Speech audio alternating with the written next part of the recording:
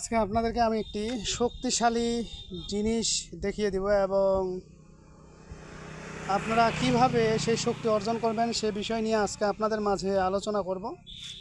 যেহেতু আপনারা অনলাইনে শিখতেছেন, অনেক জায়গায় অনেক কিছু আপনারা হয়তো পেয়েছেন।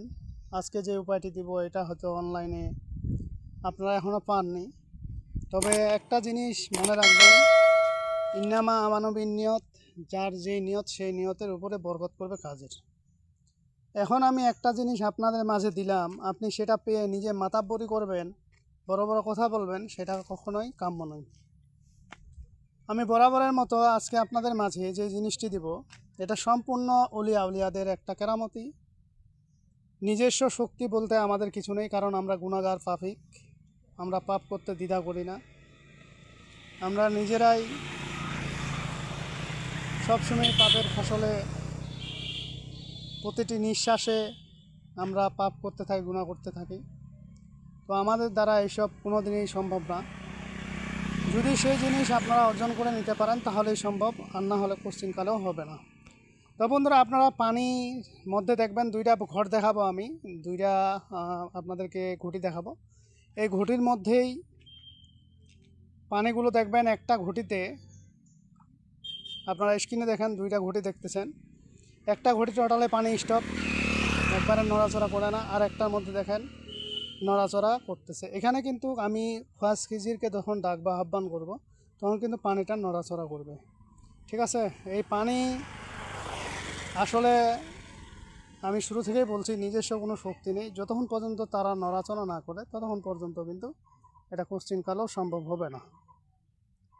তো এই পানি আপনারা দেখেন, এখানে কুদরতি, এখানে পানিটা নড়াচড়া করতে বললে পানিটা নড়াচড়া করে, এবং পানিটা সুন্দর করে একটা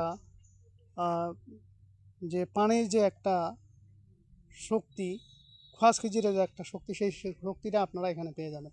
এখন এই জিনিসটা আপনারা যদি অর্জন করতে চান, এর মাধ্যমে আর একটা জিনিস আমি দেখছিলাম, এটা এক ভক্তকে আমি ঢাকার এক ভক্তকে তসবিটা ধরতে দিয়েছিলাম। তসবিটা পানির মধ্যে টানে নিয়ে চলে যায়, এবং এটার মধ্যে অন্যরকম একটা ফিলিং আসে, শক্তি আসে।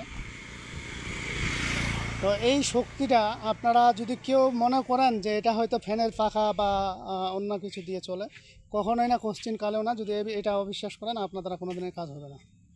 তো এটা যদি আপনারা করতে চান, প্রথমত আপনাকে যে কাজটি করতে হবে, খোয়াজ খিজিরে সাধনা করতে হবে।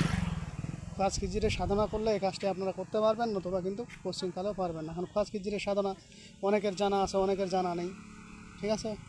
তো প্রথমত আপনাদেরকে যে কাজটি করতে হবে, খোয়াজ খিজিরের নাম আপনাকে জপ করতে হবে, এবং পানির কাছে গিয়ে 41 দিন নদীর ধারে গিয়ে আপনাকে এটা জপ করতে হবে, ধূপকাঠি জ্বালিয়ে। এবং 501 বার অথবা 1001 বার যদি এভাবে করতে পারেন, একিন রেখে করতে পারেন, অবশ্যই কিন্তু আপনি সেই জিনিসটাকে হাজির করতে পারবেন। এবং ভয় ভীতি ছাড়া, যদি আপনার ভয় থাকে তাহলে ওগুলোতে কখনোই যাবেন না। তবে এই কাজটা রাত্রে করা হবে বেটার।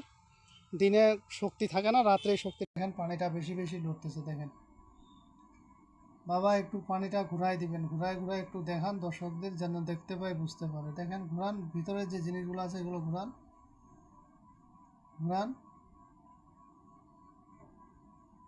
ঘুরতেছে ভিতরে জিনিসগুলো, দেখেন তো লড়াচড়া করতেছে কিনা। লড়তেছে, এটা ভিডিও দেখা যায় না, বাস্তবে দেখা যেতেছে। ভিতরের জিনিসগুলো ঘুরে, জি, পানিটাও ঘুরতেছে। এখানে খোয়াজ খিজির বাবা উপস্থিত হয়েছেন। একটু পানিটা একটু বেশি করে ঘুরান, শক্তি দিয়ে ঘুরান।